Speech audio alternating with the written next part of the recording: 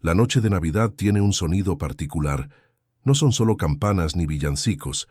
Es una especie de susurro que le recuerda a la gente que, por unas horas, el mundo parece más suave.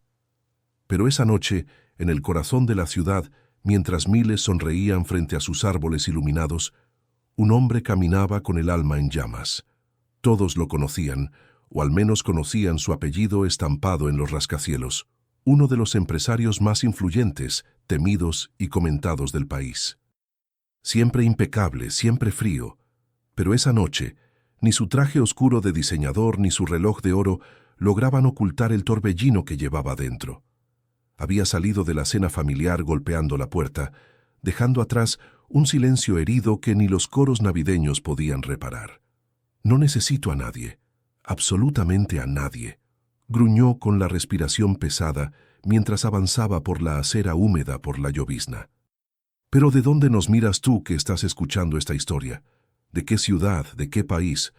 Mientras me lo cuentas en los comentarios, déjame seguir con lo que pasó esa noche. Porque créeme, esto no es un cuento cualquiera. El aire olía a chocolate caliente, a ponche y a promesas. Parejas caminaban abrazadas, niños corrían con gorritos rojos y luces titilaban como si se esforzaran por mantener viva la magia. Sin embargo, él avanzaba ajeno a todo eso, masticando la ira, estrujando con fuerza las llaves de su coche lujoso. Había discutido con su hermano, con su mamá y con cualquiera que se le pusiera enfrente. Alcohol, orgullo y años de resentimiento. Esa era la mezcla que hervía en sus venas. Lo que nadie sabía, y él tampoco admitiría jamás, era que la soledad le pesaba más que la culpa. A unas calles de su mansión, en una plaza modesta adornada con un pesebre comunitario, alguien más vivía otra Navidad. Tiritando bajo la llovizna, acurrucado junto a una banca, un hombre mayor acomodaba unas mantas viejas que había encontrado entre donaciones. Su rostro mostraba el desgaste de la vida en la calle, pero sus ojos tenían un brillo especial, esa luz que solo poseen quienes todavía no han dejado morir la esperanza. Él no tenía cena, no tenía familia, no tenía techo, pero miraba el pesebre como si fuera suficiente para recordarle que el mundo aún podía ser bueno. Mientras tanto, el empresario seguía caminando sin mirar a nadie. Era como si existiera en una burbuja oscura en medio de la Navidad.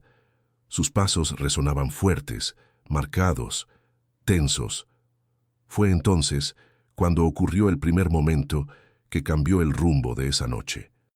El mendigo, intentando levantarse para acercarse al pesebre y cubrirse un poco mejor, tropezó al dar un paso atrás y sin querer chocó con el hombre elegante que venía por la vereda. Un roce mínimo, un accidente, un descuido inevitable. Pero en el estado emocional en el que iba el empresario, ese pequeño contacto fue la chispa que encendió un incendio. «Mira por dónde caminas», rugió el millonario girando abruptamente. El golpe de hombro había sido insignificante, pero su reacción no. El mendigo levantó la mirada, sorprendido, intentando explicar. «Disculpe, no lo vi. Fue un accidente», murmuró con voz temblorosa. Pero el empresario no escuchaba razones. La rabia acumulada de toda una noche se volcó contra aquel hombre indefenso. Sus ojos se oscurecieron y la llovizna que caía sobre su cabello brilló como si también se negara a tocarlo. «Siempre estorbando», escupió, acercándose peligrosamente. «En esta ciudad uno no puede ni caminar sin que se le atraviese gente como tú». Las luces navideñas se reflejaron en el rostro aterrado del mendigo, y en ese momento, por un segundo, pareció que incluso el pesebre cercano contenía la respiración. Algunas personas miraron de lejos, pero nadie intervino. El mundo puede volverse cruel cuando espera que otro sea quien actúe. El empresario dio un paso más, y entonces ocurrió. De forma impulsiva, alimentado por la ira y el alcohol, soltó un golpe seco. Un puñetazo al rostro del mendigo, que cayó sobre el piso mojado. Su cuerpo chocó con la acera y un hilo de sangre se mezcló con la lluvia. Un murmullo de horror recorrió la plaza, pero él ya estaba respirando con violencia, sin poder creer lo que había hecho, o quizás sin querer procesarlo. Un pensamiento fugaz cruzó su mente. No es mi problema. Miró al hombre tirado, se giró con frialdad y siguió caminando, dejando atrás una mezcla de llanto, silencio y luces navideñas. Aquella escena quedó suspendida en el aire, como si fuera demasiado cruel para la fecha. Mientras avanzaba hacia su coche, con las manos temblorosas, algo extraño comenzó a ocurrir dentro de él. Una sensación que no conocía hacía años, inquietud, un peso en el pecho, un temblor en las manos, una frase insistente que no podía callar: ¿qué hiciste? Pero él no miró atrás, no todavía. Mientras tanto, el mendigo, con esfuerzo, logró arrastrarse hasta quedar a un costado del pesebre. Se apoyó en una figura de pastores y cerró los ojos, respirando con dificultad.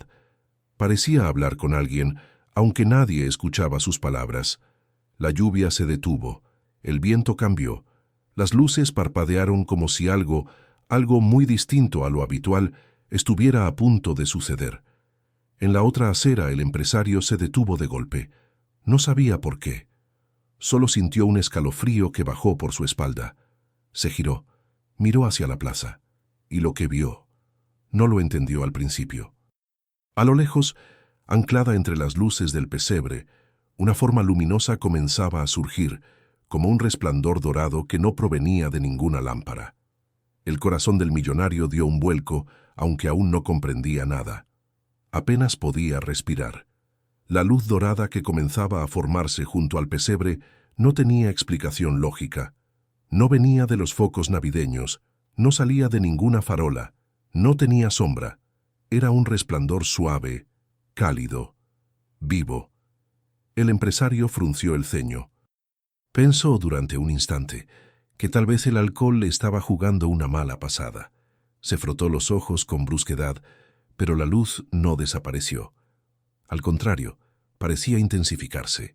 Sintió un impulso extraño, una mezcla de curiosidad y temor, que lo obligó a dar un paso hacia la plaza, luego otro. Era como si algo invisible lo jalara desde dentro del pecho, una fuerza que no podía resistir. Mientras avanzaba, su mente trataba de justificarse. No es nada, solo un reflejo, un truco de las luces. No regreses, no es asunto tuyo. Pero sus pies siguieron moviéndose. A medida que se acercaba, podía ver mejor la silueta del mendigo encorvado junto al pesebre. Estaba herido. Respiraba con dificultad. Aún así, parecía murmurar algo frente a las pequeñas figuras del nacimiento, como si orara. Como si confiara en que incluso después de recibir un golpe tan cruel, alguien lo estaba escuchando. Y allí, justo detrás de él, a centímetros de la figura del niño Jesús, la luz adquiría forma. La plaza estaba casi vacía, aunque algunos espectadores desde la distancia observaban sin comprender qué estaba pasando. Nadie se acercaba, nadie hablaba. Era como si el tiempo hubiera decidido detenerse, solo por unos segundos, solo para esa escena. El millonario sintió un estremecimiento que le recorrió la espalda completa, pero no por la luz, sino porque en ese instante, al ver la fragilidad del mendigo tirado en el suelo por primera vez desde que lo golpeó, sintió algo parecido a vergüenza. Una voz interna, esa que llevaba años ignorando, comenzó a levantarse lentamente. ¿Qué hiciste? Pero antes de que pudiera procesarlo, un estruendo cortó la quietud de la plaza. No era un sonido fuerte, sino un crujido sutil, un vidrio que se partía, una explosión de luz al romper la oscuridad. El resplandor se abrió como un abanico, expandiéndose hacia arriba y hacia los lados, y entonces la figura tomó forma humana. Una silueta femenina, suave, envuelta en un manto que parecía hecho de luz y bruma.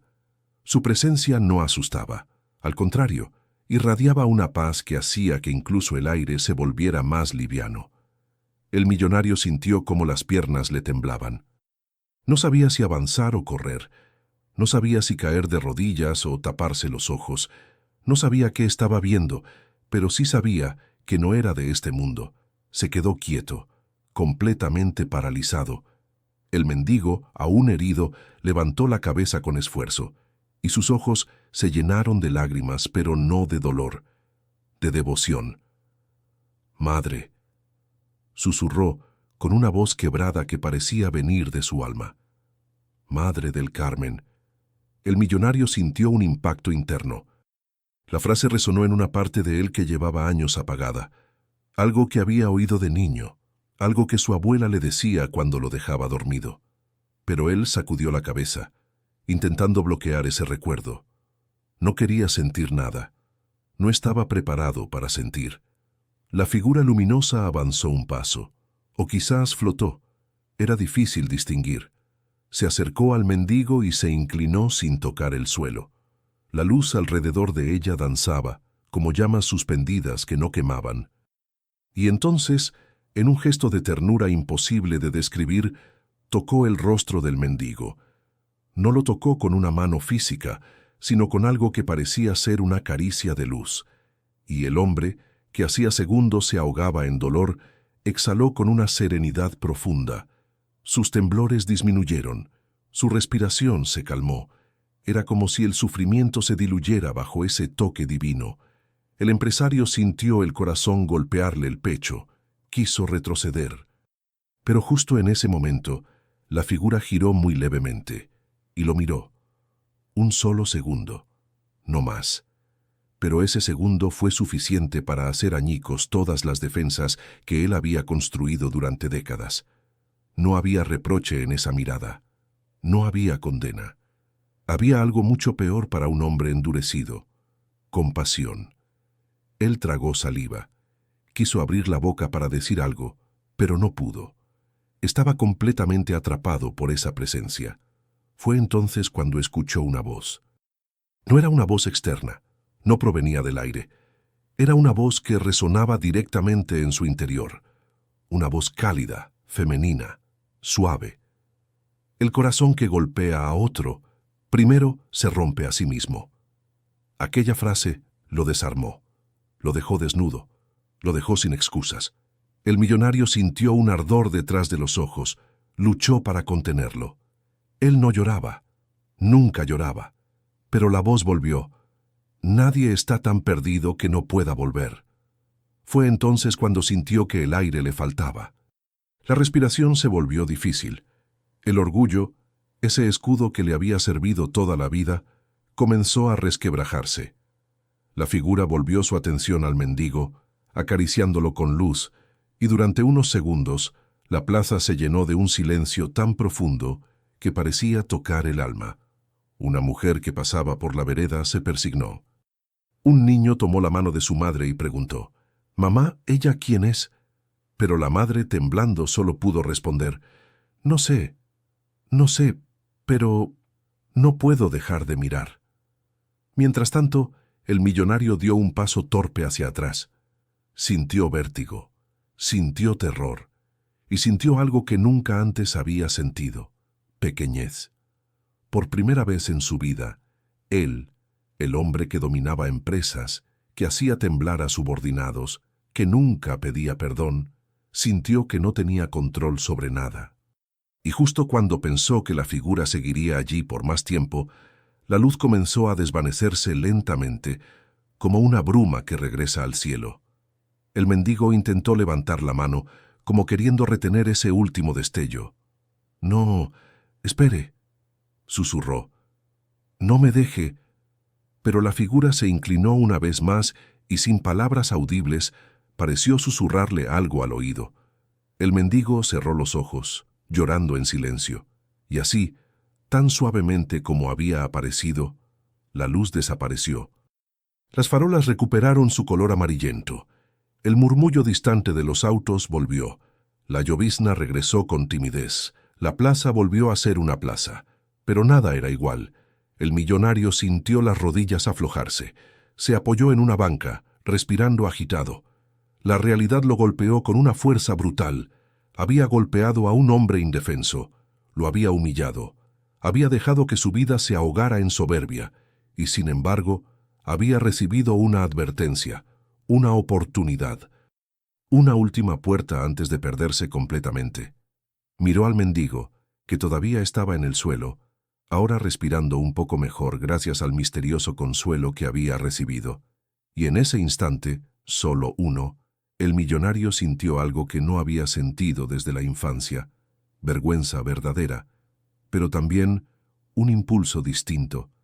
No sabía si era culpa, no sabía si era miedo, o si era la voz que acababa de escuchar resonando aún dentro de él. Solo sabía una cosa: tenía que acercarse. El conflicto interior comenzó a devorarlo. Parte de él quería huir, fingir que nada había pasado, ir a su casa, olvidarlo todo, como siempre. Pero había otra parte, pequeña, temblorosa, pero real, que quería caminar hacia ese hombre herido y hacer algo que no hacía desde niño: corregir un error. Esa batalla interna apenas estaba comenzando. Y mientras se debatía entre el orgullo y la conciencia, dio un paso hacia adelante. Justo cuando se acercó al mendigo para pedir una segunda oportunidad, un grito detrás de él rompió el silencio. «¿Qué hiciste?», una voz que él conocía demasiado bien. El grito resonó con tanta fuerza en la plaza que el millonario se quedó congelado. Era como si alguien hubiese arrojado una piedra en el centro del silencio, haciéndolo trizas en un segundo. «¿Qué hiciste?», repitió la voz, esta vez más cerca. Él cerró los ojos un instante. Sabía quién era incluso antes de voltear: su sobrino, un joven de 20 y tantos, de mirada intensa, que había salido corriendo detrás de él desde la cena familiar, preocupado por su estado. El muchacho llegó jadeando, empapado por la llovizna, con el aliento blanco de la noche fría escapando de su boca. «Tío», dijo mirando a su alrededor, ¿Qué es esto?» Su voz temblaba, no se sabía si por el frío o por lo que estaba viendo. El millonario tragó saliva. Abrió la boca, pero las palabras no salieron. ¿Cómo explicar lo inexplicable? ¿Cómo justificar lo injustificable? ¿Cómo admitir que había atacado a un hombre indefenso y que, segundos después, había presenciado algo que superaba toda lógica? No había forma, no había palabras. Solo había un nudo en la garganta que parecía ahogarlo. El joven miró al mendigo herido, tirado junto al pesebre, y dio un paso apresurado hacia él. «Señor, ¿está bien? ¿Qué le pasó? ¿Quién le hizo esto?» El mendigo lo miró con una mezcla de cansancio y gratitud, pero no respondió. Todavía estaba procesando lo que había vivido. Sus labios se movían como si quisiera describir la luz que acaba de ver, la voz que lo había consolado, la presencia que lo había tocado, pero no lograba articular ni una sola palabra. El millonario sintió que la vergüenza le quemaba el rostro. Su sobrino se dio vuelta bruscamente. «Tío, por favor dime que no fuiste tú». El silencio fue la confesión más dura. El joven parpadeó, incrédulo. «No puede ser», susurró. «¿Tú? ¿En Navidad? ¿Golpear a un hombre que no tiene ni dónde caer muerto?» El millonario apretó la mandíbula. Intentó defenderse. Él tropezó conmigo. Yo estaba alterado. Pero cada palabra sonaba más hueca que la anterior. Sonaba como un niño atrapado en una mentira que ya nadie cree. El joven negó con la cabeza, decepcionado. «No quiero escucharte. Tienes todo en la vida, tío, absolutamente todo. Y aún así haces esto. ¿A esto has llegado?» Esas palabras lo cortaron más que cualquier crítica en su carrera, porque venían de alguien que aún lo respetaba, alguien que lo quería. El millonario bajó la mirada. Ahí estaba, de pie bajo la llovizna, con su traje empapado, el corazón acelerado y una sensación de miseria que no había sentido jamás. Mientras tanto, el mendigo intentó incorporarse. Su cuerpo temblaba. Puso una mano en el suelo, pero no tenía fuerzas. Eso lo rompió por dentro. Ver a ese hombre herido por su propia mano, intentando levantarse sin ayuda, fue como recibir un golpe directo al pecho. «Déjame ayudarte», dijo el millonario, acercándose con cautela, como si tocara algo sagrado. El mendigo lo miró de reojo, con temor. Tenía derecho. Después de lo que había vivido minutos atrás, cualquier gesto podía parecer una amenaza. Aún así, el millonario estiró la mano. «Por favor», murmuró con voz baja, «déjame repararlo». Un murmullo suave recorrió la plaza. La gente que había observado desde lejos entendió que algo estaba cambiando en él. No sabían qué había pasado, no habían visto la luz, no habían visto a la Virgen, pero podían ver en su rostro un quiebre, una grieta. El sobrino observaba la escena en silencio. No estaba listo para perdonarlo, pero algo en su interior le decía que era la primera vez en años que su tío mostraba humanidad. El mendigo dudó. Miró la mano extendida, miró el rostro arrepentido, miró el cielo como si buscara aprobación. Finalmente, apoyó sus dedos temblorosos en la mano del millonario. El contacto fue mínimo, pero suficiente para que él sintiera un estremecimiento interno, una sacudida, como si el alma le dijera: aún no eres lo que debes ser, pero este es el primer paso. Ayudó al mendigo a incorporarse con cuidado. El hombre emitió un quejido al ponerse de pie. El millonario sintió que cada sonido era un reproche directo a su conciencia. «Tranquilo, tranquilo», dijo el sobrino, sosteniéndolo del otro lado. «Ya lo tenemos». Con el mendigo apoyado entre ambos, comenzaron a caminar hacia un lugar más cubierto. Y aunque el millonario no quería soltarlo, su sobrino sí quería soltar algo, su opinión. «Lo que hiciste no tiene nombre, tío», dijo con tono duro. «Pero lo que acabamos de ver», hizo una pausa, mirando hacia el pesebre. «¿Qué fue eso?» El millonario tragó saliva. ¿Cómo empezar? ¿Cómo describir lo que había presenciado? ¿Cómo poner en palabras a la Virgen del Carmen cuando ni él mismo lo había asimilado? «Yo no sé explicarlo», murmuró, pero el sobrino lo miró fijamente. «Lo viste, ¿verdad?» El millonario apretó los labios. «Sí». El joven abrió los ojos con asombro. «¿Y quién era?» El millonario bajó la cabeza, con un temblor en la voz que no se escuchaba en él desde niño. «La Virgen», dijo. «La Virgen del Carmen». Un silencio espeso cayó entre los tres. El sobrino sintió un escalofrío subirle por la espalda, no porque dudara de su tío, sino porque nunca lo había visto hablar con tanta honestidad, como si la confesión hubiera salido directamente desde el hueso. Caminaban despacio sosteniendo al mendigo cuando llegaron a una zona techada de la plaza. El millonario lo ayudó a sentarse con cuidado. El hombre herido respiraba con dificultad, pero estaba consciente. El sobrino lo miró y dijo: «Vamos a llevarlo al hospital, no hay discusión». El millonario asintió. Pero antes de moverse ocurrió algo que sería la semilla de su transformación. El mendigo, con labios partidos y voz ronca, lo miró a los ojos y le dijo: «Hijo, ella no vino por mí». Hizo una pausa. Su voz era tan suave que parecía una plegaria. «Ella vino por ti». El millonario sintió como si una mano invisible lo apretara desde dentro del pecho. Quiso decir algo. No pudo. Quiso respirar hondo. No pudo. Quiso negar. No pudo. Porque en el fondo, en lo más profundo de su alma, sabía que era verdad. Él era el que estaba perdido. Él era el que necesitaba un milagro. Él era el que había vivido años engañándose a sí mismo, creyendo que el éxito justificaba todo: injusticias, crueldades, distancias, indiferencias. Todo eso lo había destruido por dentro más de lo que jamás admitió, y aquella aparición había sido un sacudón divino, un llamado, una advertencia. El sobrino, sin entender del todo la frase, miró a su tío esperando explicación, pero él solo pudo decir: «Tenemos que llevarlo. Ahora». Su voz ya no era la misma. Había perdido dureza, había perdido soberbia, tenía grietas, y por esas grietas empezaba a entrar la luz.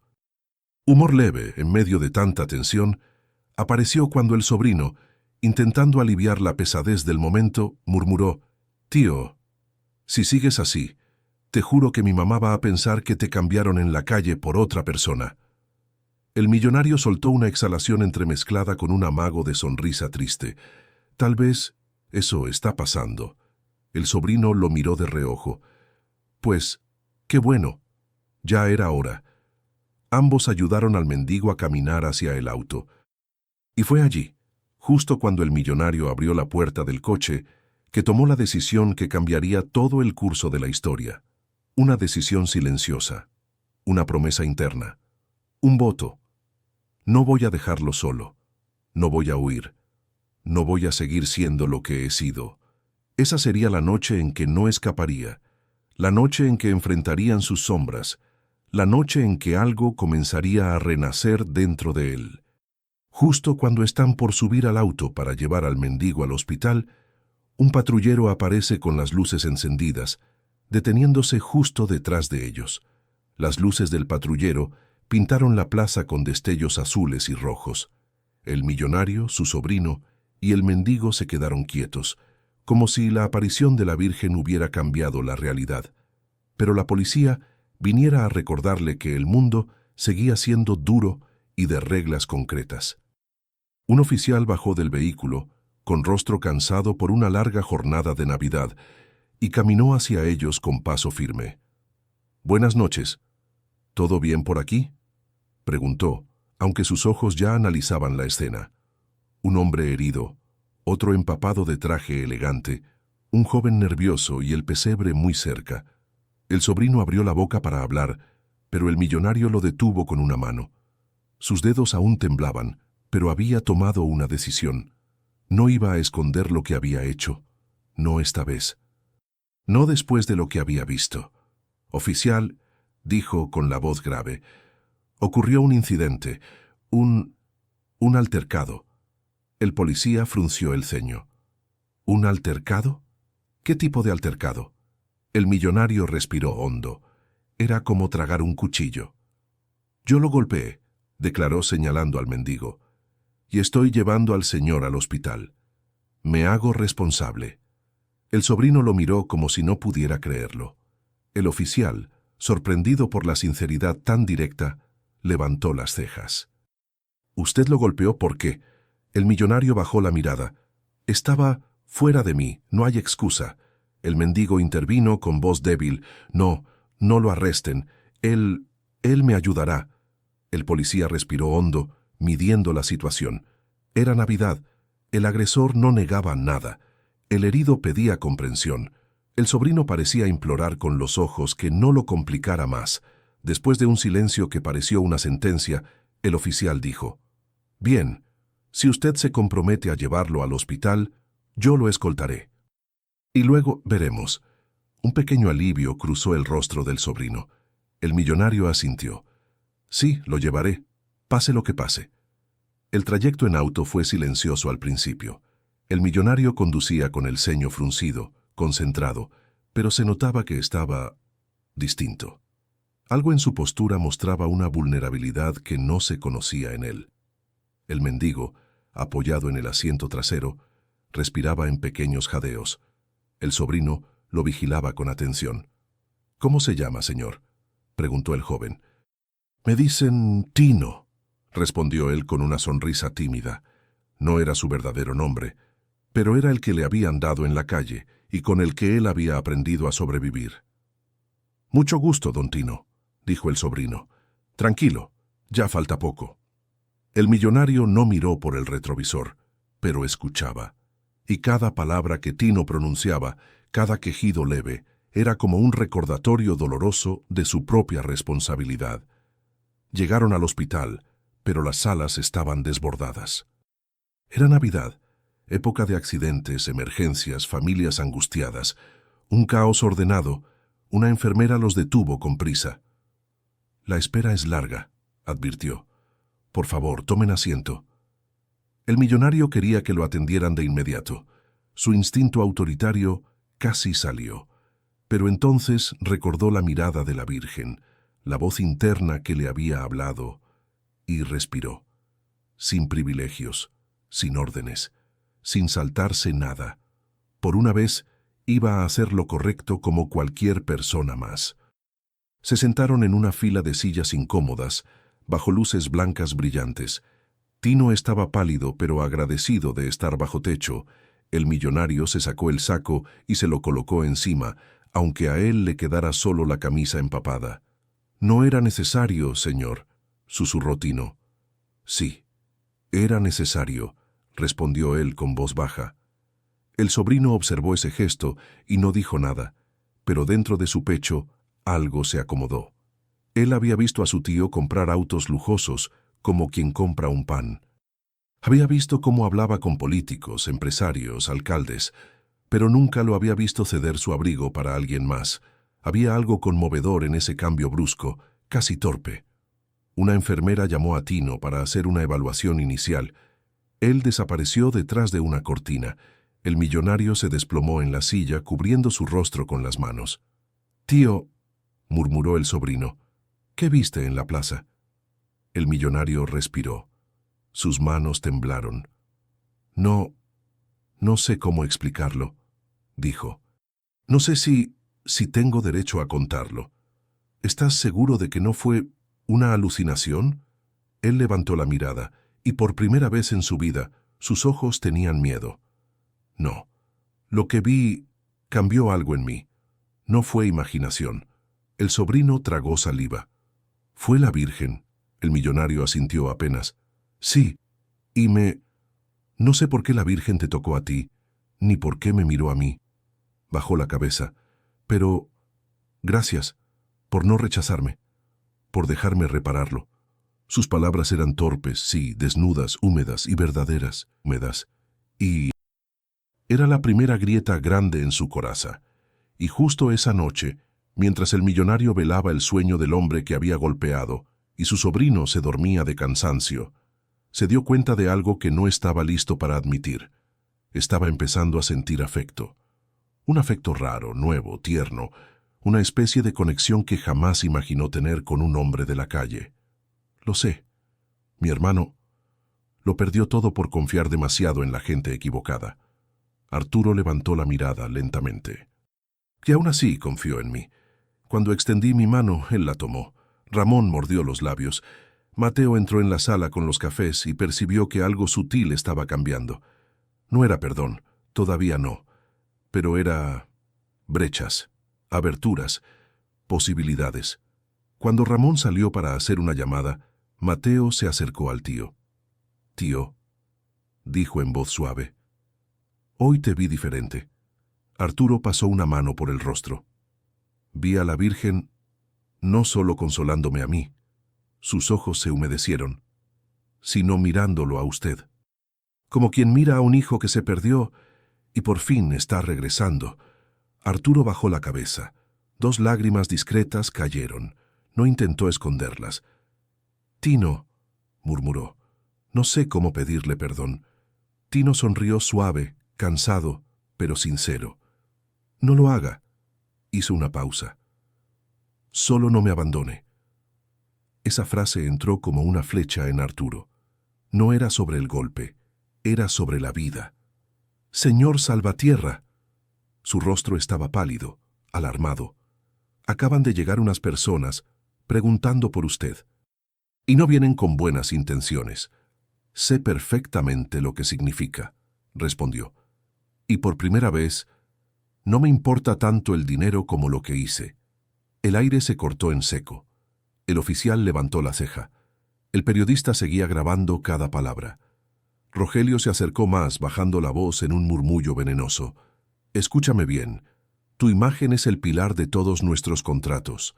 Si caes tú, caen muchas cosas. Gente, empleos, inversiones. No puedes darte el lujo de un ataque de conciencia justo ahora». Arturo lo miró fijamente. «¿Qué pasó?», preguntó Arturo sintiendo el suelo abrirse. Ramón fue el primero en hablar, con el celular en la mano. «Pasó que ya vimos el famoso video», dijo mostrando la pantalla. «Y no solo eso, pasó que también están hablando de ti en las noticias». Aumentó el volumen. Una presentadora decía con tono dramático: «Mientras el país celebraba la Nochebuena, el reconocido empresario Arturo Salvatierra protagonizó un acto de violencia contra un indigente en plena vía pública. Sin embargo, fuentes cercanas aseguran que ahora permanece al lado de la víctima, intentando limpiar su imagen con un gesto caritativo. Tú eres familia. Obvio que lo vas a defender. Pero nosotros hemos visto muchas cosas». Miró a Arturo. Te vi destruir gente en la sala de juntas sin pestañear, quitarles contratos, humillarlos, presionarlos hasta el límite, y ahora vienes a decir que una aparición te cambió el corazón en una noche. Ramón soltó una risa seca. Discúlpame, pero cuesta creerlo. Las palabras, duras como piedra, comenzaron a agrietar algo dentro de Tino también, porque hasta allí él estaba permitiéndose creer en el milagro. Perder la confianza de Tino, ser cuestionado por todos, su empresa tambaleando. La policía esperándolo, todo al mismo tiempo. Mateo intentó intervenir. «Oficial, ¿no puede esperar un poco más?» Él... «No, muchacho», respondió el oficial. «Mientras más se demore, peor será». Arturo levantó la cabeza, los ojos se humedecieron. Miró a Tino una última vez. «No voy a huir», dijo con voz firme, aunque rota. «Ni de la ley, ni de lo que siento». Tragó saliva. «Voy a mostrarle con hechos que no fue». Las horas siguientes fueron un torbellino. Arturo fue interrogado, fotografiado, empujado por periodistas y sometido a una avalancha de cámaras y micrófonos. Rogelio, el abogado, no dejaba de repetir: «No hables, no digas nada, no aceptes nada, no admitas nada». Pero Arturo ya no era el hombre que Rogelio conocía. No quería esconderse, no quería maquillar el pecado, no quería huir. Mientras tanto, en el hospital, Tino permanecía introspectivo. Mateo intentaba consolarlo. Ramón se mantenía vigilante, protector. «Hermano», dijo Ramón sentándose al borde de la cama, «tú no debes cargar con el dolor de él». Tino suspiró. «Pero lo vi cambiar, lo vi luchar consigo mismo, sentí algo en su mirada. Pero ahora...» Apretó los ojos con miedo. «Ahora no sé qué es real y qué es espectáculo». Mateo, desde la esquina, murmuró: «No es espectáculo, Tino. Mi tío está sufriendo de verdad». Tino lo miró. «¿Y la ciudad? ¿Ellos qué creen?»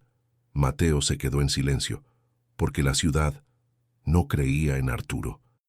Al contrario, el video viralizado se había convertido en un símbolo de la desigualdad, del abuso de poder, de la furia de los ricos contra los vulnerables, y redes, comentaristas, columnistas, influencers, estaban exigiendo algo, una explicación pública, no en un comunicado, no en una nota de la empresa, no por abogados, cara a cara, Arturo Salvatierra y el mendigo que él golpeó. Tino. Al final de la tarde, un asesor de la alcaldía llegó al hospital con un documento en la mano. «Buenas tardes», dijo formalmente. «Venimos a notificar al señor Tino Ramírez y al señor Arturo Salvatierra que mañana a las 11 de la mañana se llevará a cabo una audiencia pública extraordinaria convocada por la alcaldía para esclarecer los hechos del 24 de diciembre. «¿Pública?», preguntó Tino, pálido. «Pública», confirmó el funcionario. «Con medios de comunicación presentes. Ambas partes podrán hablar». Mateo se levantó indignado. «¿A esto llaman justicia? ¿A exponer a un hombre herido frente a las cámaras?» El funcionario lo miró con indiferencia burocrática. «Es la exigencia de la ciudad, y también una oportunidad para el señor Salvatierra de aclarar su cambio de actitud, y para el señor Ramírez de presentar su versión». Antes de que alguien pudiera decir algo más, Ramón puso la mano en el hombro de su hermano. «Tino, no tienes que ir». Pero Tino se quedó en silencio. Su mirada estaba distante, llena de conflicto. «Si no voy», dijo por fin, «van a decir que estoy mintiendo, que me están usando, que yo...» Tragó saliva. «Que yo mismo inventé mi historia». «Y si vas, te expones», respondió Ramón. «Y no te mereces eso». Tino respiró profundamente. «Yo tengo que pensarlo». En la otra punta de la ciudad, Arturo estaba en una sala de la alcaldía, sentado en una silla dura, frente al equipo jurídico, el alcalde y 3 periodistas seleccionados para acompañar el proceso. Rogelio hablaba, siempre él con su voz fría. «Mi cliente está dispuesto a ofrecer una disculpa institucional, un donativo significativo a causas sociales y una reconstrucción de su compromiso con la comunidad». El alcalde lo interrumpió. Señor Vega, el problema no es dinero, el problema es moral, el problema es humano, y la gente quiere ver a Arturo pedirle perdón a ese hombre frente a frente. Rogelio hizo una mueca. Eso es un circo. El alcalde devolvió con firmeza. No, eso es transparencia. Arturo levantó el rostro cansado pero claro. Lo haré. Rogelio giró la cabeza tan rápido que casi se disloca el cuello. Arturo, no, no puedes exponerte así. Eso puede destruir tu carrera. Mi carrera no es más importante que la verdad, respondió Arturo. Rogelio dio un golpe en la mesa. Tu imagen es tu empresa. Tu empresa alimenta a cientos de familias. El alcalde añadió. Señor Salvatierra, es mañana. La ciudad espera que usted hable primero y que Tino Ramírez pueda responder como lo considere justo. Arturo se enderezó. Estaré ahí. La mañana llegó con cielo nublado, casi simbólico. La plaza central estaba preparada como si fuera un juicio medieval disfrazado de audiencia pública. Palabras, micrófonos, cámaras, banderas de la alcaldía y una multitud esperando para ver al monstruo corporativo ser castigado, o al arrepentido ser redimido, o al mendigo ser escuchado como nunca antes. Todo dependía de lo que sucediera allí. Mateo empujaba la silla de ruedas de Tino. Ramón caminaba al lado. Tino, a pesar de estar débil, estaba vestido con ropas limpias del hospital. Su cabello había sido arreglado. Su rostro aún tenía marcas del golpe, pero sus ojos tenían brillo y miedo. ¿Estás seguro, hermano?, preguntó Ramón. Nadie me obligó, dijo Tino. Yo quiero decir la verdad. Mateo sonrió levemente. Y eso es lo único que importa hoy. En el escenario montado en el centro de la plaza, Arturo ya estaba. No de traje, no con relojes caros, no con postura arrogante. Estaba con una camisa simple, cabellos arreglados a las prisas y una mirada intensa, cargada de noches sin dormir. Cuando vio a Tino siendo traído, su garganta se cerró. El moderador del evento anunció: «Vamos a iniciar. Pedimos respeto. Este no es un espectáculo. Este es un acto de justicia y humanidad». Las cámaras se encendieron. La multitud guardó silencio. El moderador continuó: «Señor Arturo Salvatierra tiene la palabra». Arturo respiró hondo, miró al público, después a Tino, después a Mateo, después al cielo, como quien busca coraje en la memoria de la aparición, y comenzó: «No merezco el perdón de nadie aquí». Su voz salió estable pero emocionada. «Lo que hice la noche del 24 fue un acto de violencia injustificado. Herí a un hombre bueno, un hombre indefenso, un hombre que no me había hecho nada. Y lo hice movido por soberbia, por enojo, por la oscuridad en la que he vivido tantos años». La multitud murmuró. Mateo respiró aliviado por ver su sinceridad intacta. Arturo continuó: «Podría dar excusas. Podría decir que estaba estresado, alcoholizado, perturbado, pero nada de eso importa.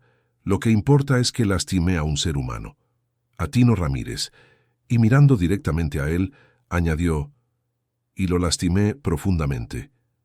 Tino desvió la mirada, emocionado. Pero esa noche, la voz de Arturo vaciló. Algo ocurrió, algo que no esperaba. Algo que me hizo ver quién me estaba convirtiendo en, tragó saliva, en un hombre vacío. Vi a la Virgen del Carmen. La multitud murmuró incrédula. Periodistas abrieron los ojos. Rogelio, en el fondo, enterró el rostro en las manos. «Sé que muchos no van a creerlo», continuó Arturo. «Yo mismo no hubiera creído si me lo hubieran contado. Pero la vi junto a Tino, y su mirada fue como si me atravesara el alma, como si me dijera: basta, como si aún hubiera algo en mí que valiera la pena recuperar». Un silencio denso se apoderó de la plaza. «Desde esa noche», prosiguió Arturo, «no pienso en contratos, ni en empresas, ni en reputación. Pienso en esto: ¿cómo reparo algo que quizás no tiene reparación?». Miró a Tino a los ojos. «Tino, lo que viví contigo, lo que sentí velando tu sueño, lo que escuché de tus sueños. Su voz falló. Yo no vine aquí por mi imagen, vine porque te debo mi alma. Un escalofrío recorrió a la multitud entera, pero ahora era la hora de la prueba, la hora de Tino. El moderador respiró hondo. Señor Tino Ramírez, ahora usted tiene la palabra. La plaza quedó en silencio absoluto. Tino fue empujado hasta el micrófono. Sus dedos temblaban, sus ojos estaban llorosos. Miró a Arturo, después a Mateo, después a la multitud, después al pesebre montado cerca de la alcaldía, y habló. Yo soy un hombre de fe. Mi voz no es fuerte. No soy nadie importante. Pero esa noche alguien me vio. La Virgen del Carmen me consoló. La multitud reaccionó con un «oh» generalizado. Y cuando volteé, ella estaba mirando a Arturo, no con rabia, no condenándolo, sino llamándolo. Tino colocó la mano en el pecho. Mi corazón quiso creer que Arturo había cambiado de verdad. Silencio. Tino respiró hondo. Pero luego vi el video, vi los comentarios, vi la burla, vi a la gente diciendo que todo esto es un show, una estrategia, una mentira. Miró directamente a Arturo. Y mi fe tambaleó. Arturo tragó saliva con el corazón disparado. Tino continuó. Por eso vine aquí, para mirarte a los ojos y preguntarte algo. La plaza entera se inclinó hacia adelante, como si el aire se detuviera. Arturo, ¿tú cambiaste por ella? Se refería a la Virgen. ¿O cambiaste por miedo a perderlo todo? La multitud quedó en éxtasis. Los periodistas casi trepaban en sus propias cámaras. El silencio era ensordecedor. Y Arturo cayó de rodillas, literalmente. Delante de todos, lágrimas comenzaron a caer sin control. Tino, dijo con la voz quebrada, no cambié por dinero, ni por reputación. Cambié porque ella me mostró que yo estaba muerto por dentro. Respiró entre sollozos. Y tú me mostraste que aún podía renacer. La multitud quedó dividida entre conmoción y sospecha. Tino respiró profundamente, cerró los ojos, parecía estar rezando en silencio, y entonces abrió los ojos. Y con la voz más firme que ya había usado en la vida, dijo, «Yo creo en ti, Arturo». La multitud explotó en murmullos, pero Tino continuó. «Creo que cambiaste. Lo vi en tus ojos, y no tengo miedo de decirlo». La ciudad entera parecía contener el aliento, pero antes de que Arturo pudiera levantarse, un asesor corrió hasta el escenario y susurró algo al oído del moderador.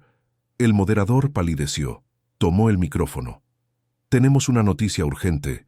Miró a Arturo, miró a Tino, tragó saliva. La junta directiva de la empresa Salvatierra acaba de votar. Y el resultado es, Arturo acaba de ser destituido de su cargo. La multitud explotó. Ramón quedó boquiabierto. Mateo gritó, «¿Qué?». Y Arturo quedó parado, sin aire, justo después de haber abierto su alma ante todos. El anuncio cayó sobre la plaza como un rayo. Arturo Salvatierra ha sido oficialmente destituido de su cargo como presidente del Grupo Salvatierra. Por un instante eterno, nada se movió. Ni el viento, ni las cámaras, ni siquiera la respiración del público. Arturo sintió como si el mundo se vaciara bajo sus pies. Su empresa, su legado, su historia, su identidad, todo arrancado de un solo golpe. Rogelio, su abogado, estaba a algunos metros atrás, con una leve sonrisa satisfecha, no de alegría sino de venganza silenciosa. Había alertado a Arturo 1000 veces sobre sentimentalismos. Ahora veía en el suelo su símbolo perfecto de lo que sucede con los débiles. Tino, aún en el micrófono, llevó la mano al pecho. «Dios mío», susurró genuinamente angustiado. Mateo, desde el público, avanzó hasta el escenario furioso.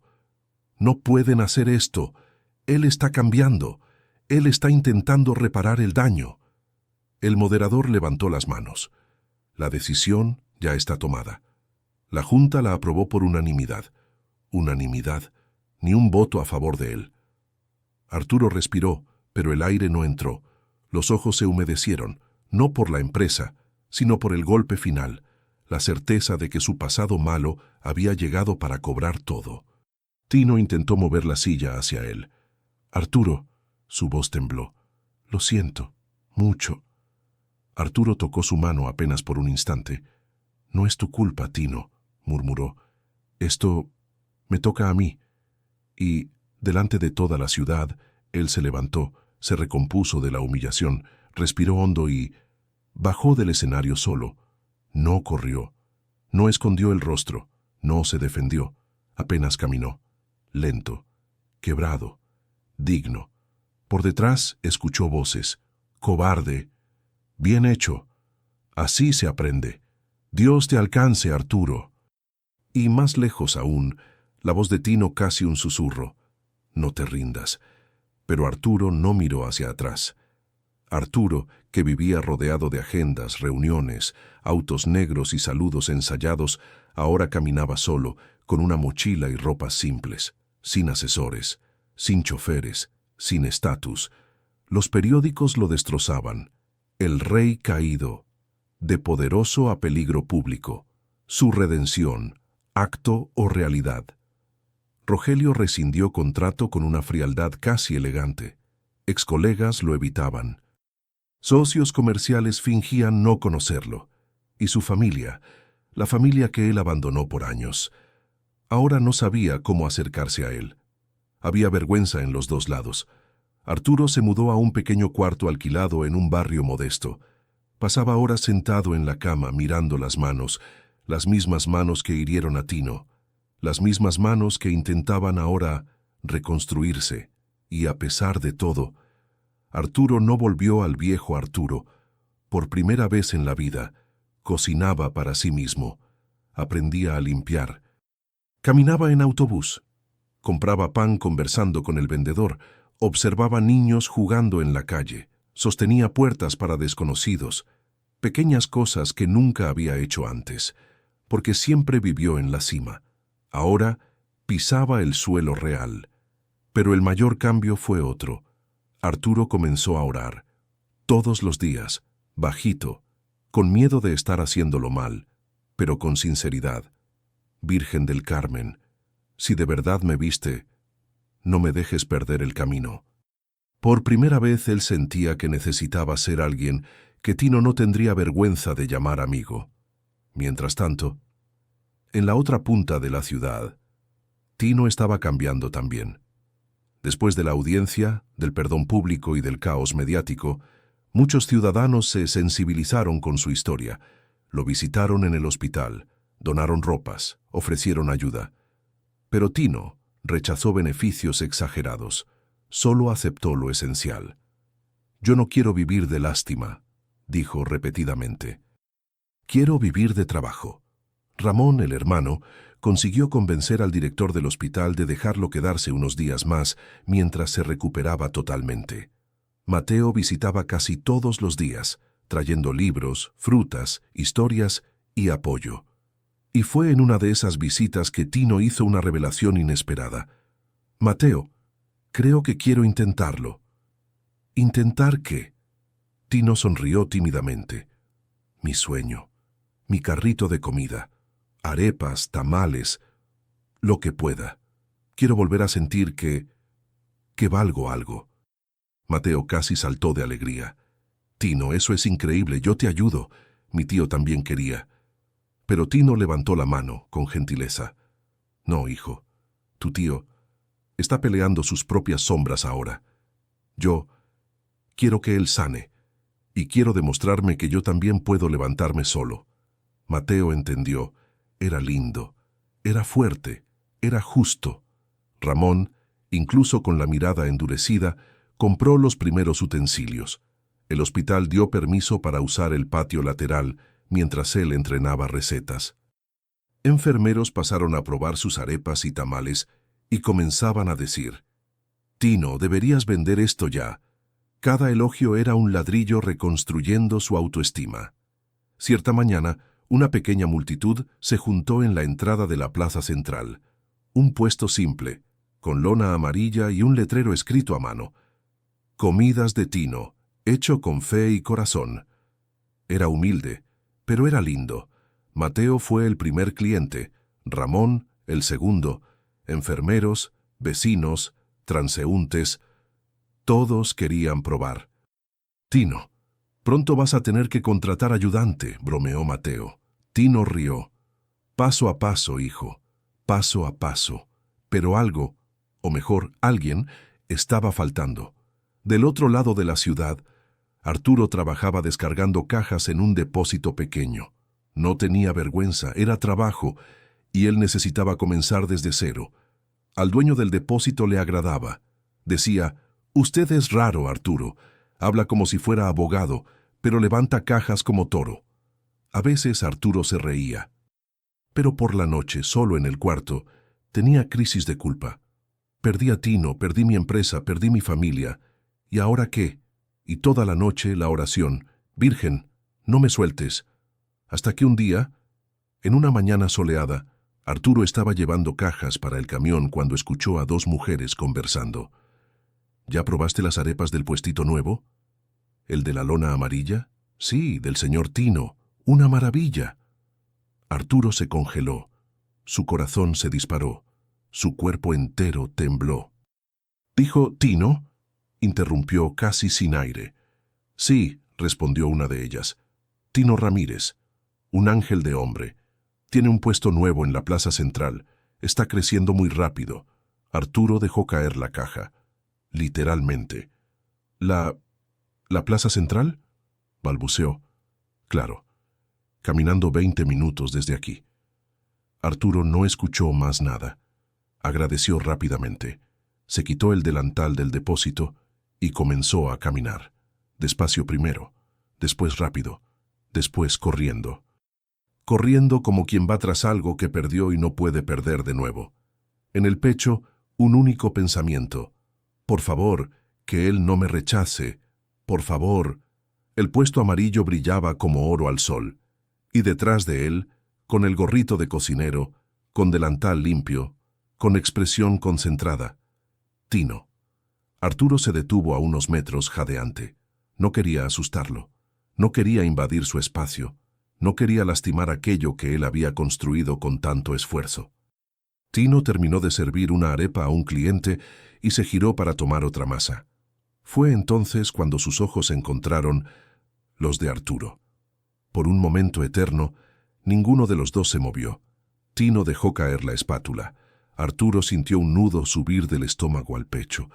Era como ver un milagro pequeño, humilde, despretencioso, pero milagroso. Tino respiró hondo. «Arturo», susurró. Arturo dio un paso, después otro. «Yo», murmuró con voz trémula, «no quería venir sin ser invitado». Pero no pude evitarlo. Tino salió de detrás del puesto. Mateo, que estaba allí ayudando en la caja, se alejó discretamente, y Arturo dijo con la voz más honesta que ya había pronunciado, «Vi que estabas construyendo tu sueño, sin mí». Sus ojos se humedecieron, y me sentí orgulloso. Tino parpadeó sorprendido. «¿Orgulloso de mí?» «Mucho», respondió Arturo, «porque tú sí supiste levantarte. Yo todavía estoy aprendiendo». Tino dio un paso al frente. «Arturo, yo nunca dejé de creer que estabas cambiando. Solo tenía miedo. Miedo de creer demasiado». Arturo respiró hondo. «Sigo cambiando, Tino. No soy el hombre que quiero ser todavía, pero no soy el que era, y eso, en gran parte, es gracias a ti». Los ojos de Tino se llenaron de lágrimas. Y entonces, Tino abrió la boca para responder, pero un auto negro se detuvo abruptamente en la plaza. Del auto bajó Rogelio, el exabogado, con expresión de urgencia. «Arturo», dijo él jadeante, «tenemos un problema muy serio». Arturo palideció. «¿Qué pasó ahora?». Rogelio respiró hondo. La Junta quiere demandarte penalmente y van a usar todo lo que tengas y alguien más está involucrado. Arturo palideció. Tino frunció el ceño. ¿Quién más?, preguntó Arturo. Rogelio tragó saliva. Mateo. Rogelio estaba pálido. Su traje impecable contrastaba con la tensión que marcaba cada línea de su rostro.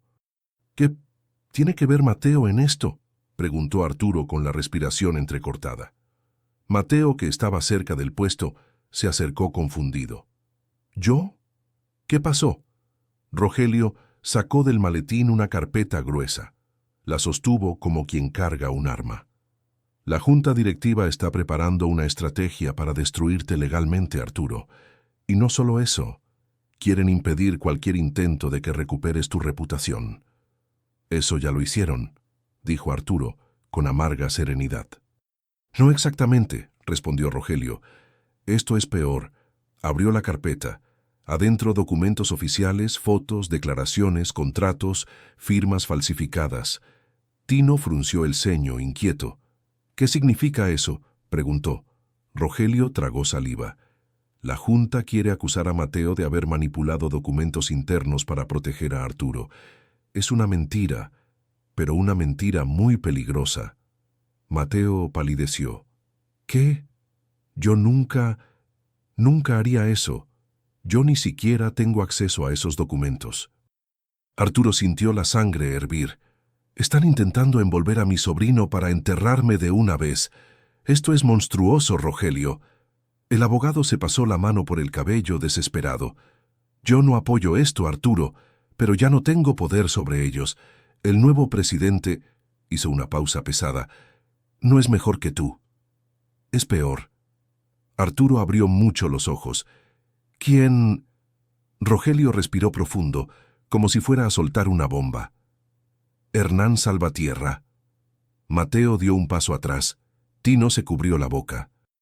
Arturo sintió un golpe invisible en el pecho. ¿Mi hermano?, murmuró Arturo. ¿Hernán tomó mi empresa y ahora quiere destruir a mi sobrino? Rogelio asintió. Él cree que tú eres una vergüenza para la familia y que Mateo es tu versión joven. Dice que hay que cortar el mal de raíz. Mateo sintió los ojos arder. Mi propio tío quiere arruinar mi vida. Arturo cerró los puños. Nunca voy a permitir eso. Rogelio abrió más la carpeta. Hernán convocó una audiencia interna hoy mismo. Va a presentar las acusaciones contra Mateo. Y créeme, si no hacemos algo, los va a aplastar a los dos. Tino respiró hondo, temblando. Arturo, tienes que ir. Tengo que ir, corrigió Arturo. No solo. Y miró a Tino, con un brillo en los ojos que mezclaba gratitud, esperanza y necesidad. Tino, te necesito. Tino abrió mucho los ojos. ¿Yo? ¿Para qué? Porque ellos van a decir que todo lo que hice fue manipulado, que tú fuiste pagado, instruido, usado, que mi cambio es falso, que tu fe es un espectáculo. Respiró hondo. Necesito que digas la verdad, delante de ellos, delante del mundo. Tino se quedó inmóvil. Un viento suave pasó entre ellos, como si el universo aguardara su respuesta. Ramón, que llegaba con una caja de verduras, escuchó la última frase. Paró, dejó la caja en el suelo. Mi hermano volverá a un lugar donde lo humillaron, donde casi muere, para defender a un millonario, preguntó dolido. Tino se levantó de la silla despacio, con apoyo. No para defender a un millonario, miró a Arturo, para defender a un hombre que está cambiando. Mateo exhaló emocionado. Rogelio casi suspiró aliviado. Ramón se pasó la mano por el rostro. Hermano, eres demasiado bueno. No soy bueno, corrigió Tino. Soy creyente. Y cuando uno cree, actúa. Una hora después, la entrada estaba llena. Funcionarios susurraban. Periódicos esperaban un escándalo. Ejecutivos caminaban como hienas, oliendo debilidad. Arturo entró acompañado por Mateo, Tino en silla de ruedas, Ramón y Rogelio. El guardia de seguridad intentó impedir que Tino entrara.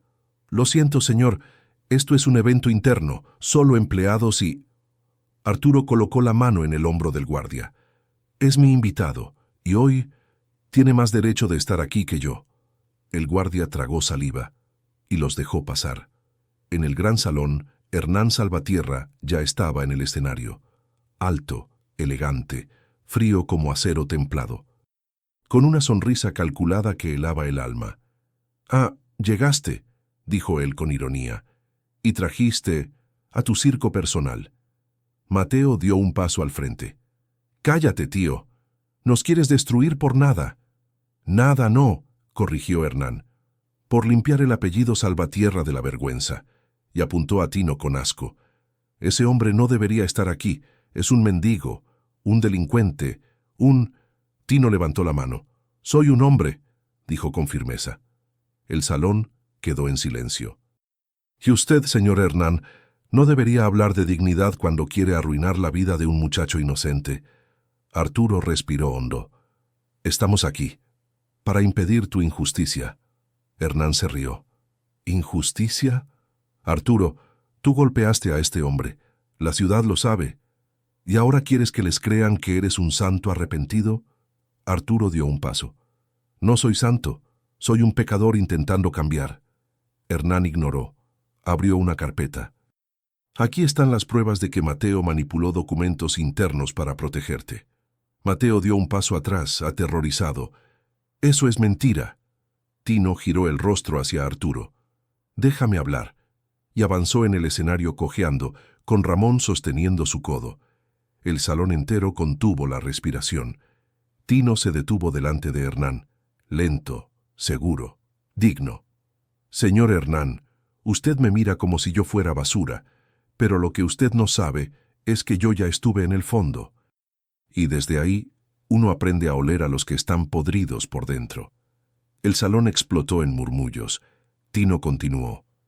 «Arturo cometió un error, uno grande, pero lo vi cambiar. Lo vi llorar, lo vi pedir perdón, lo vi temblar de miedo, no por la ley, sino por perder su alma». Se volvió hacia el público. «Y Mateo es un muchacho bueno, no manipuló nada. Yo sé, porque él estaba conmigo toda la noche. Él vio mi dolor, él sostuvo mi mano». Y alguien que hace eso no falsifica documentos para destruir a nadie. Hernán apretó los dientes. «¿Y qué sabes tú de negocios, mendigo?» Tino levantó la barbilla. «Nada. Pero sé de hombres, y hoy yo sé quién es quién aquí». Arturo sintió los ojos arder. Rogelio se acercó. «Tenemos pruebas, Hernán». Sacó algunos documentos. «Investigamos quién realmente alteró los contratos internos, y el nombre que aparece es...». Hernán gritó. «No te atrevas». Rogelio terminó. «El tuyo». El salón se heló. «Tú intentaste destruir a Mateo para proteger tus propios fraudes», acusó Rogelio. «Usaste el caso Arturo Tino como cortina de humo, pero dejaste rastros, muchos». Mateo se llevó la mano a la boca. Tino abrió mucho los ojos. Ramón murmuró. «Dios santo». Hernán intentó recuperar el control. «Ustedes no tienen pruebas válidas. Esto es un montaje, un ataque a mi persona». Pero Arturo finalmente encontró su voz. «Hernán, tú destruiste todo lo que tocaste, inclusive a mí. Pero ahora tú vas a enfrentar a la justicia». El moderador interno de la Junta se levantó aterrorizado. Si eso es verdad, tendremos que suspender a Hernán temporalmente hasta la investigación completa». «¿Temporalmente?», gritó Mateo. «Ese hombre quiso arruinar nuestra vida». Ramón añadió. «Y casi mata la fe de mi hermano». Tino levantó la mano. «No lo odien», dijo. «No vale la pena. Que la justicia hable». Y miró a Hernán a los ojos. «Y que Dios haga el resto». El silencio fue absoluto. Entonces, en medio del salón, un miembro de la Junta anunció: «Hernán queda oficialmente apartado del cargo hasta revisión legal». La sala explotó. Gritos, murmullos, choque total. Hernán, rojo de odio, apuntó a Arturo. «Acabaste con todo. Esto no termina aquí». Arturo respondió firme. «Sí, termina aquí, porque esta vez yo no estoy solo». Tino sonrió. Mateo sujetó el brazo del tío. Ramón exhaló. Rogelio cerró la carpeta, aliviado. Y, en medio del caos, Arturo se volvió hacia Tino. Su mirada, transparente, humilde, llena de algo que la destrucción no pudo apagar. «Gracias, Tino», murmuró. «Sin ti, yo no habría tenido fuerza». Tino posó la mano sobre la de él. «No fue mi fuerza, Arturo. Fue la fuerza de ella. Y tú decidiste escucharlo». La multitud comenzó a calmarse. El escándalo contra Mateo fue derribado, la verdad sobre Hernán expuesta, la justicia encaminándose. Pero faltaba algo, algo gigante, algo que flotaba en el aire. Arturo respiró hondo. Se acercó más a Tino. Y con el corazón en las manos preguntó: «Tino, ¿tú puedes perdonarme de verdad?» La sala entera quedó en silencio, como si el mundo esperara su respuesta. Tino abrió la boca, pero antes de que pudiera responder, las luces parpadean y alguien entra corriendo en el salón gritando: «¡Vengan rápido! ¡Hay un incendio en la plaza! ¡El puesto de Tino está ardiendo!». Mateo gritó. Ramón se quedó blanco. Arturo se congeló. Tino sintió que el suelo desaparecía. El grito atravesó el salón como un rayo. «El puesto de Tino está ardiendo». La junta, que hace segundos discutía entre murmullos, quedó en silencio absoluto. Tino sintió cómo su corazón se detuvo un instante. Su puesto, su sueño, su pequeño milagro. En llamas. Ramón corrió hasta la silla de ruedas. «Hermano, vamos». Mateo empujó la silla con fuerza. Arturo, sin dudar, salió corriendo junto a ellos. Rogelio intentó hablar. «Arturo, cuidado. La prensa sigue afuera». Pero Arturo ni escuchó. A esa altura nada era más importante. Cuando llegaron, el caos era absoluto. El puesto amarillo, símbolo de la nueva vida de Tino, estaba tomado por el fuego. Llamas naranjas subían al cielo, consumiendo utensilios, olla, lona, todo. Vecinos intentaban lanzar baldes de agua. Niños lloraban. Transeúntes miraban, horrorizados. Arturo sintió el dolor como si fuera físico. Aquel puesto era el corazón de Tino, su dignidad, su reconstrucción, y ahora estaba desapareciendo delante de sus ojos. Tino se llevó la mano al pecho, sofocando un sollozo. «No, no, mi puestito», murmuró, con voz quebrada. Ramón se arrodilló al lado de él. «Hermano, tranquilo, no llores». Pero era imposible no llorar. Tino había pasado una vida entera perdiendo cosas: su casa, su trabajo, su salud, su orgullo. Este carritito era su renacer, su día uno, su esperanza. Verlo arder así era devastador. Arturo sintió un nudo gigante en la garganta. «Mateo, trae a los bomberos», dijo con voz firme. «Ya vienen», respondió Mateo mirando su celular. «Están llegando». Las sirenas surgieron a lo lejos, pero antes de que los bomberos llegaran, algo inesperado sucedió. El fuego, que subía alto, comenzó a acercar una parte del poste lateral, donde estaba colgada una pequeña imagen. Una imagen de la Virgen del Carmen. Arturo y Tino vieron al mismo tiempo. La llama subía, subía. Tocaba todo alrededor, menos la pequeña imagen. Era como si la madera alrededor se quemara, pero la foto, protegida por un simple plástico, permaneciera intacta. Mateo murmuró: «No puede ser». Ramón hizo la señal de la cruz, trémulo. «Es un milagro». Tino se llevó las manos al rostro. «Madre», susurró, «no me abandonaste». Arturo se acercó, despacio, incrédulo. La imagen de la Virgen brillaba con reflejos del fuego, pero no se quemaba. Era como si dijera: «La pérdida no es el final, es el comienzo». Tino lloraba abiertamente ahora. Arturo colocó una mano en el hombro de él. Esto no te lo va a quitar nadie, Tino. Ni un incendio, ni el destino, ni la pobreza, ni el pasado. Tino levantó la mirada, aún con lágrimas. ¿Y cómo voy a empezar de nuevo ahora? Arturo respiró hondo. Como empezaste la primera vez, con fe, con trabajo, y ahora, conmigo. Tino parpadeó. ¿Contigo? Arturo sonrió, con el brillo de alguien que finalmente sabe cuál es su propósito. Tino, quiero ser tu socio. Quiero ayudarte a levantar un puesto nuevo, más grande, mejor, más digno, más lindo. Tino abrió mucho los ojos. ¿Socio? ¿Yo? ¿Con usted? No, corrigió Arturo. Tú conmigo. Tino rió entre lágrimas. Pero Arturo, tú no tienes empresa ya. Arturo tocó su mano. Tengo algo mejor, mi nombre limpio, mi conciencia despierta, y una promesa que hice esa noche, delante de la Virgen y delante de ti. No voy a abandonar tu sueño. Tino respiró hondo. Su dolor aún estaba allí, pero ahora venía acompañada de esperanza. Los bomberos llegaron apagando el fuego. El puesto se volvió cenizas, pero la imagen de la Virgen fue entregada intacta en las manos de Tino. Él la sostuvo como quien sostiene un tesoro. Esto, dijo con voz temblorosa, es señal. Se ha perdido el puesto, pero no el camino. Arturo concordó. Vamos a construir algo más grande. Ramón se acercó. Tino, cuente conmigo también. Yo no soy rico, pero tengo 2 manos fuertes y ganas de ayudar. Mateo sonrió. Y yo sé usar redes sociales. Vamos a transformar tu historia en algo que inspire. Tino miró a los 3. ¿Y esto es real? ¿No es caridad? ¿Ni lástima? Arturo colocó la mano en el corazón. Es amor, Tino. Amor al prójimo. Amor a la justicia. Amor a la vida.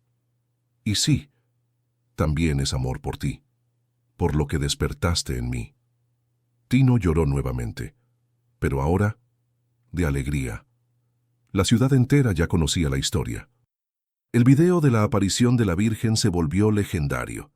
Algunos creían, otros no, pero nadie olvidaba la mirada de Tino y Arturo el día de la audiencia. El puesto que se quemó se volvió base de algo mucho mayor. En la plaza central brillaba un nuevo espacio, Casa de Fe, comidas de Tino y Arturo. Un food truck moderno, colorido, impecable, con fila todos los días. Tino cocinaba con dedicación. Arturo atendía a las personas, sonriendo, sirviendo, conversando, algo que jamás imaginó hacer en la vida. Ramón administraba el inventario. Mateo cuidaba de las redes sociales y había transformado el negocio en fenómeno local. Las personas llegaban no solo por la comida, sino por la historia, y detrás del mostrador siempre había una pequeña imagen de la Virgen del Carmen, la misma que no se quemó, un símbolo de la caída, del renacer, del milagro. Arturo se reconcilió con su madre, con primos, con tíos, menos con Hernán, cuyo proceso seguía en investigación. Pero Arturo no guardaba odio. La justicia ya se encarga, dijo siempre. Yo sigo adelante. Mateo ganó respeto, voz y un nuevo papel en la familia, el de conciencia, el de bondad. Una noche, después de cerrar el food truck, Tino y Arturo se quedaron sentados en la plaza. Luces doradas, niños corriendo, el olor de arepas en el aire. Tino sostuvo la imagen de la Virgen. Arturo, dime, Tino, a veces me pregunto por qué la Virgen apareció justo esa noche. ¿Por qué a 2 hombres tan diferentes? ¿Por qué en el dolor? Arturo miró el cielo. Porque la luz siempre aparece donde más sombras hay. Y tú, Tino, fuiste mi luz. Tino sonrió. Y usted fue mi esperanza. Arturo sostuvo la mano de él. Gracias por no soltarme cuando yo era el que más se había perdido. Tino apretó su mano de vuelta. Nadie está tan perdido que no pueda volver, ¿recuerda? Arturo respiró hondo. Sí, nunca lo voy a olvidar. y se quedaron allí. Dos hombres que se encontraron por el error, se transformaron por el perdón y se unieron por el amor al prójimo. En la madrugada, cuando Arturo cerró el food truck, vio algo en la puerta. Un pequeño billete, escrito con letra infantil. Gracias por ser buenos. La Virgen siempre los cuida. Arturo sonrió, colocó el billete en el bolsillo y miró a la imagen en el mostrador. 3 palabras, susurró.